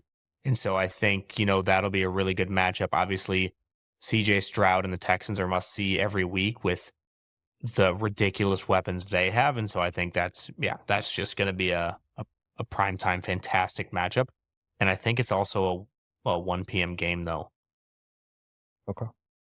So the next one I don't necessarily want to skip over, but I kind of do. I'm not super invested into the Eagles Saints. I'm really not. I'm curious on whether the Saints can keep it rolling. Yeah. If the Eagles go hot, it'll be a ball game. It'll be a high scoring ball game. It has the potential to be quite a shootout. I know the over for that is just under 50 there, 49.5, but Okay. We'll see. I'm not super tuned in unless both offenses are actually clicking. So if both offenses can click and put something together, it'll be a pretty exciting ball game. I mean, obviously defense wins games, but offense puts the show on. So we'll see. The game that I'm a little bit more interested in and what I kind of want to spend a little bit more time on is just, we know, I think this, if we go through and we kick it over to the Steelers and the Chargers there, I got two buddies actually that are going down to that game over in Pittsburgh. So that'll be fun to kind of hear what that atmosphere is like. One of them being a Steelers fan, one being a Chargers fan. So could be actually will be, no matter what, an awkward car ride home potentially there for depending on this game. But if you go through and look at the 2 wins so far for the Steelers, you have an 18-10 and you have a 13-6. Can the Steelers actually slow down the Chargers? That's going to be my kind of biggest thing there. I don't know. I mean, the Chargers were 22-10 against the Raiders and 26-3 against the Panthers. I think that defense is good enough to slow them down, to put a little bit of a kink in their normal game plan. So we'll see. But I am very excited to see that game and what that defensive battle is going to look like. I think TJ Watt's going to have himself a game. Yeah, I think obviously the run game and the ball control with any Jim Harbaugh team, but obviously specifically the Chargers right now will be interesting. And J.K. Dobbins mentioned he had 131 yards last week. The week before had 135. He's averaging 9.9 yards per carry, 2 touchdowns. So yeah, just a really good running team. They have 395 total rushing yards through 2 games. So they're going to line up. They're going to punch you in the mouth. They have Rashawn Slater. They have Joe Alt. They have the good offensive line. I think Jim Harbaugh moved like a third string or practice squad defensive tackle to fullback and put number 44 on him in typical Jim Harbaugh fashion. So you got 2 guys that like to punch people in the mouth going at it in Jim Harbaugh and Mike Tomlin. And yeah, I think that'll definitely be an interesting one to watch. See who's maybe the pretender and who's the, I don't want to say contender, but who's more legit out of these 2-0 teams that, let's be honest, we're probably all pretty surprised that both these teams are 2-0 with how they've gotten here and, the personnel they have right now. So yeah, I think that'll be a good one too. This game is projected to have the lowest total for points at 35.5. Yeah, that as tracks. well as the spread is only 1 point, right? Yep, so we know it's going to be low scoring. I will say, I believe the key to win this game is the Chargers have to open up the pass. Okay. I know they have the ability. They haven't proven it. I think this is going to be the game that shows they can pass. I think this is going to be the air out game because you're going to struggle to run against the Steelers defense. You're going to. You have to spread it out. And if they're not fearing a pass, you don't win this game if you're the Chargers. Fair enough. The last one I'm interested in is Ravens-Cowboys. I think two teams coming off pretty disappointing losses. The Ravens kind of a last second one to Vegas, and the Cowboys obviously getting destroyed by the Saints. So two teams, we'll see if they can bounce back. Two teams that probably a lot of people had as Super Bowl contenders and, looked really suspect last week. So nothing too ominous or earth shattering about what I'm looking for in that game, just to see who can bounce back and who's going to be licking their wounds a little bit. If you're the Ravens, you have to win this game. It's a tough division. It's a tough division. You cannot be 0-3. They're not 0-3. They won week 1. The Ravens? They're 0-2. No. Yeah. No. Yep. Damn, they're 0. I completely forgot they lost week 1. Yeah, they cannot. Oh yeah, they lost to the cannot Chiefs. go. Yeah, they cannot go. They cannot go 0-2. Having Derrick Henry on that team and struggling where they're struggling to run the ball, they cannot. And I actually do believe. Let me go through to their stats. I do believe actually we have Lamar as the leading rusher on that 167 team, yards on Lamar 21 is, attempts. Right. You just, for his health, I mean, it's not a slick game plan. I know a lot of it's not game planned runs, but this is a team that has to start winning. Yeah, obviously a lot of change over in the offensive line, but that the standard does not fall in Baltimore regardless. Derrick Henry through 2 games, 31 rushing attempts, 130 yards, 4.2 per carry, so not terrible. 2 touchdowns and no fumbles. So, hasn't been bad, but hasn't been what they needed, considering, Lamar's having to carry the load rushing for them right now. But great for my fantasy team. If you look at total NFL and you look at the productivity Lamar's putting out there, he's 5th in total passing yards with 520, and he's 10th currently with 167 rushing yards. I mean, they got to share the load. It's just, that's going to be the key to their winning right now. I mean, you contain Lamar, you contain the game. Yeah. So it's going to be something that obviously they know. Nobody needs to tell them. They're going to figure it out. We know that they're a good team, but it's going to be interesting, and they're getting their backs to the wall more and more every week. So that's just a team that they have no reason to have the season they're having right now. I know it's tough to say because they played the Chiefs week 1, but they cannot be where they are. They're supposed to be the powerhouse in the NFC North or the AFC North, and they're not there yet. Yeah, I have them in my 22 in my bet that we were talking about earlier. I have them as leading the NFC North, so I also can't have them having the season there. Yikes. Well, before we move on, just want to remind everybody that this podcast is a proud partner of Synergy Coffee Chicago. Ladies and gentlemen, black coffee is back. I know it's 2024 and we're all obsessed with our lattes, oat milks, and pumpkin spice, but rest assured there is something out there that is a lot easier on your taste buds, stomach, and most importantly, your wallet. This show is a proud partner with Synergy Coffee Chicago, an up-and-coming company right here in my backyard. Synergy is proud to produce small batch coffees from all around the world, infusing them with unique flavors and roasting them fresh every week. I personally am hooked on the Dark Knight, which is sourced from Mexico. It boasts a rich flavor with notes of cinnamon, abuelita, and vanilla, and it always hits the spot. I brew it up in my Chemex every weekend when I'm home, and I sip on it all day long. Go ahead and check out SynergyCoffeeChicago.com for more information on the ground and whole bean blends that Synergy has to offer. Dang, whoever that spokesperson is for Synergy Coffee is awesome. I can't hear any of that.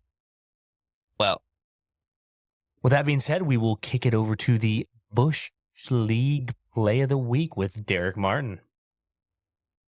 What you got for us, Derek Martin? Do you have it? I sent it over to you. Yes, sir, I do. Walk me through it. I come across these plays every now and then, and this one possibly in maybe a common living area, maybe like a boarding school, probably looks like a college. But I love it. You always see these guys out there running routes. Obviously, it's football season. Everyone gets amped up. Everyone talks trash, former athletes, everything like that.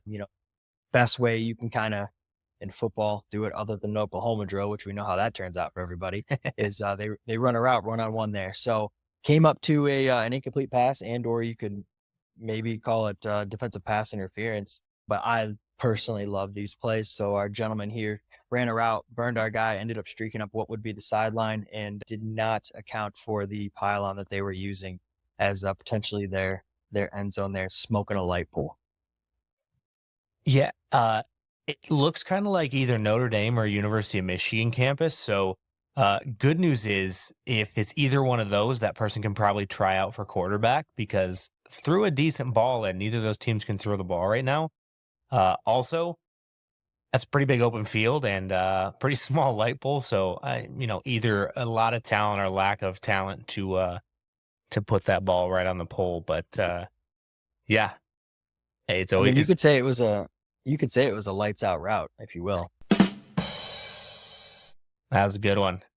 But I don't know. I like those plays. I think it's always funny when you see you see that little amateur kind of trash talk that went into went in and ended a little bit badly. Someone walk away with a black eye on that one. Yeah, make sure you go to our story to check out the Bush League Play of the Week, or check it out in the description of this podcast wherever you are watching it, whether that's iHeartRadio, Apple Podcasts, Spotify, YouTube, or anywhere else. We'll have that in the description.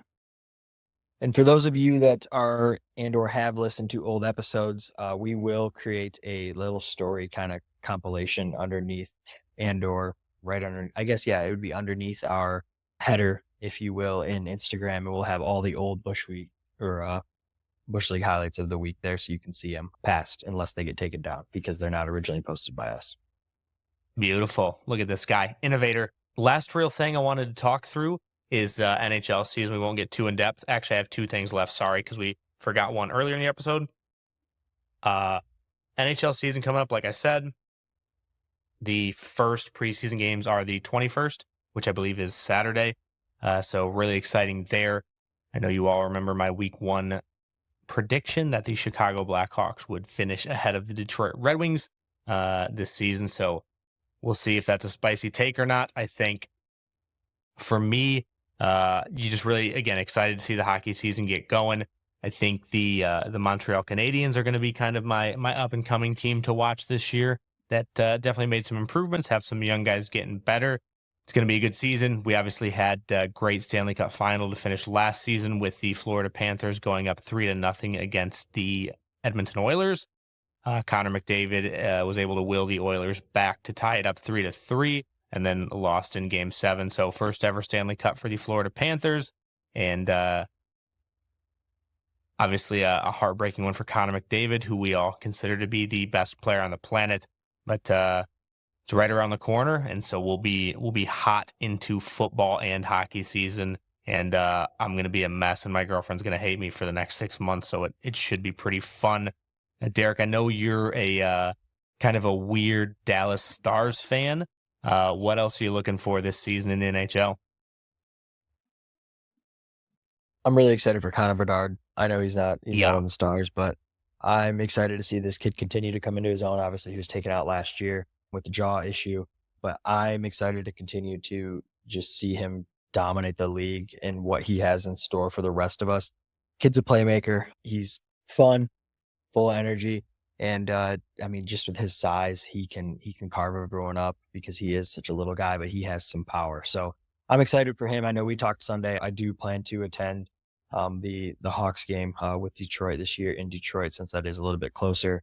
The Stars, I did just see that we had a signing there. Didn't go through and look, but looks like the Stars signed Thomas Harley there to a 2-year deal for $8 million. So continuing to build. Biggest thing that I would say, and it's unrelated to both teams that we talked about, hockey related news. Your favorite NHL player, but the ultimate franchise man, if you will, Sidney Crosby signing an extension for $8.7. Yeah. He will only get paid $8.7 million. What a guy. I love it, dude. What a guy. Franchise man to the T. I mean, being in his corner, being in his agents, he probably needs to find people to talk to him. I don't know if it's a smart play for him, but at the end of the day, he's got endorsements, he's got other things like that. But to just see someone like that with tradition, I mean, it's great. I mean, not a Crosby fan at all, but just to see, obviously his years are coming up, right? But he's not getting a bag. He's not trying to do that. So yeah, he just wants to win, baby. And that it's cool. But yeah, I thought that was a pretty a neat thing to see, because that was a kind of a question mark when that extension was being discussed, if you will. Yeah, obviously good to see. It's nice for those all-time great guys to finish with their original teams. So yeah, we'll talk more about hockey as the season gets going. Like I said, excited to see, a couple teams. The Predators made a lot of moves this offseason. Interested to see where things go with the Carolina Hurricanes, Vancouver Canucks, who were an upstart team last year and might fall back. I think the Winnipeg Jets definitely fall back this year. I just think there's going to be a lot to talk about this year. I think the NHL is pretty wide open right now. A lot of teams could do a lot of good or really bad things, and so we'll see the way the season goes. But I'll be locked in starting this week and going through, at least April for just the Blackhawks, and then probably won't make the playoffs. So we'll be grinding until July, just kind of being a fan of hockey. I think what we need to see is we need to see Detroit starting hot. They hit a very, very weird mid-year lull last year and really couldn't come out of it, but we need to see that team starting hot. It makes hockey more fun when Hockey Town's bumping, obviously not just for the region, for the area, but just the stars and the power that they have on that team. We need to see them starting hot. It just makes it more fun with that tradition and those with those wings playing well. Yeah, I'd agree. Love the Kane came back. Yeah, baby. I was hoping he was going to go to the Rangers. Obviously, not a Detroit guy. Got my Kaner Rangers jersey right behind me here, so I was hoping he's going to go team up with Breadman again in New York. But it is what it is. I'll probably closet root for Detroit if they do make the playoffs. Because I want to see the kid be successful, go out on top. But again, it'll be a closet fanhood, if you want to call it that. Because I just can't bring myself to do that. No, and that's fair. He's one reason that I know last year when he kind of came in, it was a big question of whether he was the issue as to what some of their lulls were, which we know that's not the case, right? But I just hope that team can start hot, and I hope that we can see some success for him. Yeah, we'll see where it goes. Hockey, it's always in the hands of the hockey gods, and a bounce here, a bounce there, and things are a lot different. So it's the fun of the sport, it's the drama of the sport, it's the terrible of the sport, and that's why we love it. It's a long season, baby. One last thing, and I'll leave this up to you. Do you want to? I know we've been talking about college football playoff a lot. We're a couple weeks into the season. You want to wait till this weekend to go through our college football playoff picks? Or are you ready to roll out the red carpet right now, baby? We can go probably just based off length. We can go and either do a special split for it because I think it's going to get lengthy. All right, we'll keep your we'll keep you guys at bay. We'll add it to this weekend. It'll allow us to keep dialing in how wrong our decisions are going to be. So I'll end it with the what are we doing for the week, and then we'll go through the random rundown. Got a couple random things for you guys, and then we'll punt it to this Sunday. So you get 2 episodes this week, even though you got half of one last week. Are you ready for what are we doing this week, Derek? No. We're going to be doing word association. Have you ever done word association before, Mr. Martin?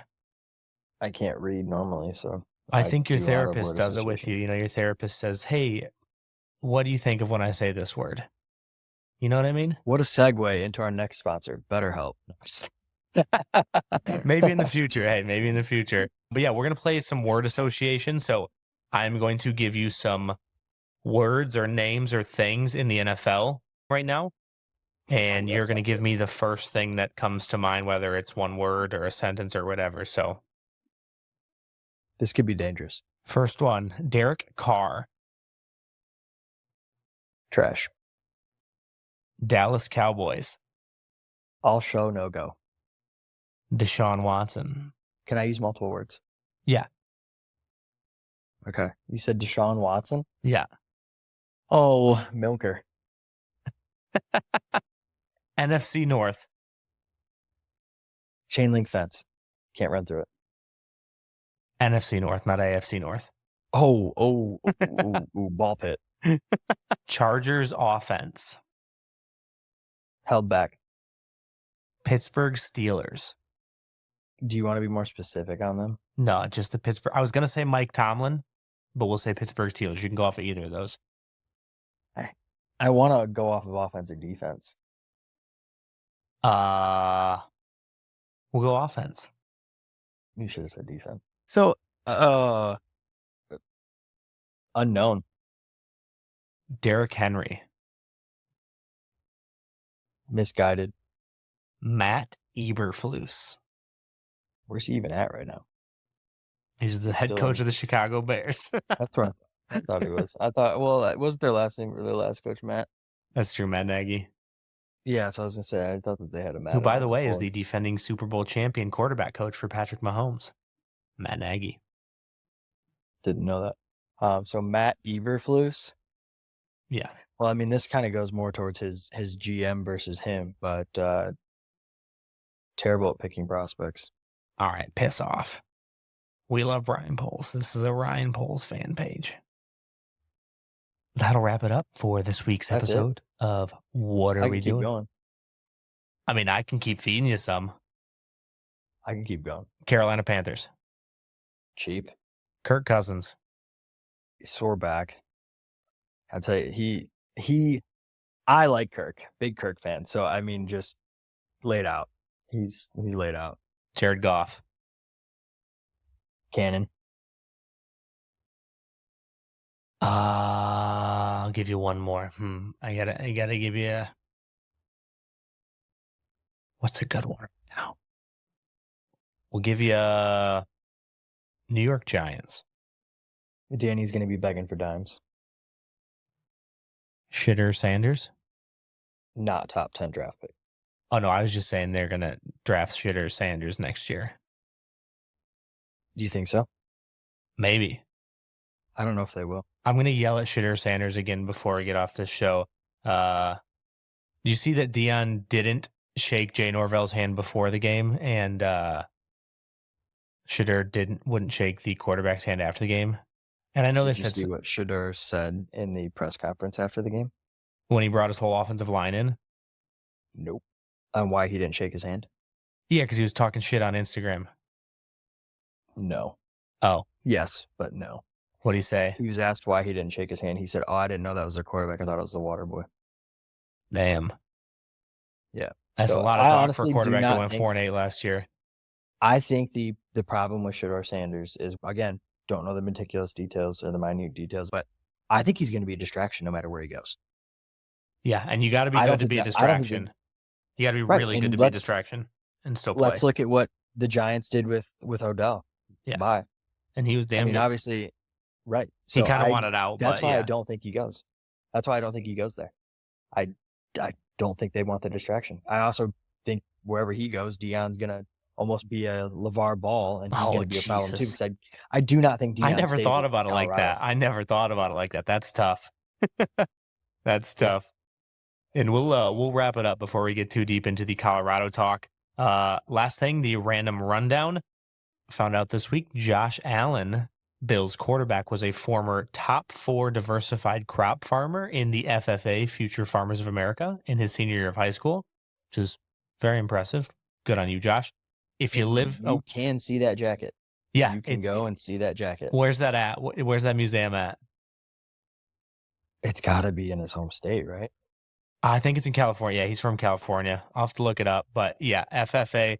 If you're in Chicago in the Midwest, Chicago and Wisconsin have a series of beer runs coming up. So you can chug beer from your favorite breweries and run a 5K. So check those out if you're in the area. And then the last one, my favorite one, because I'm a fan, or not a fantasy. I'm in a flag football page for Chicago on Facebook. And if you play flag football, you know, there's always like Facebook pages. And Chicago and Indianapolis just got a new free agent in the flag football world. So if you're in the Midwest, if you're looking for a flag football player, I'm going to give you your next top prospect. This is Trez Bridges. He is looking for a team, and he plays running back, D-line, QB, head coach, co-owner, and offensive coordinator. Now, if that wasn't enough for you, Trez is a 3-time felon, 2-time first team, some stuff I'm not going to say, Riker Island MVP, 40-time was 4-3-1 before the joint, benches 225 36 times, 57 shanks, and he is fresh out. So if you need somebody on your flag football team, Trez Bridges has got you. So before you go, I'm going to give you a side quest for Yeah. this college football season. Okay. Will you go and attend a Northwestern football game this year? On the lake? Absolutely. Yeah. Yeah. I want to understand how this is working. For those of you that don't know, they're building a multi-million-dollar, I think it's going to be a dome too, facility where their current stadium is. So they are pretty much setting up flag football, if you will, just with physicality added to it, at a pretty much a rec field where they brought in stands and things like that. So I'm curious as to how that is and how it goes and how they're facilitating it, being at a Division I school. So I don't know if they're going to play anyone crazy this year, Let's but see. They have. I think it's worth going. I mean, they're not cheap. Cheapest game is November 30th. They play Illinois. Cheapest ticket $66. So I'll take a look at it. All the other ones are around $150 for the cheapest, but we'll keep that in mind. I wouldn't mind going to a Northwestern game. Do they check for the weekend? Wait, what weekend was that one? November 30th, so a week after Thanksgiving. What other home games do they have? November 16th, Ohio State. Nope. October 19th, Wisconsin, and October 5th, Indiana. Dang it. Okay, I was gonna see if they were there my birthday weekend because I would come and we'd go to that together. But no, We can go to the Ohio State one. What weekend's that? The 16th? Oh, they're playing at Wrigley Field. They're playing Ohio State at Wrigley. Oh, that's actually kind of lit. I was gonna say their other tickets are probably expensive because they have enough seating there for maybe like 12 people. Yeah. But so Wrigley Field. That might not be a bad well, one. maybe we could look at it. I'd have to change my weekend that I'm coming to town. But okay. All right. Sounds good. Well, hopefully this is coming out Wednesday morning. Thank you guys for tuning in, and sorry about the long wait. We will see you again for episode 4 of the Coffee and Cups podcast. Tune in next Sunday for another show and a cup of Joe.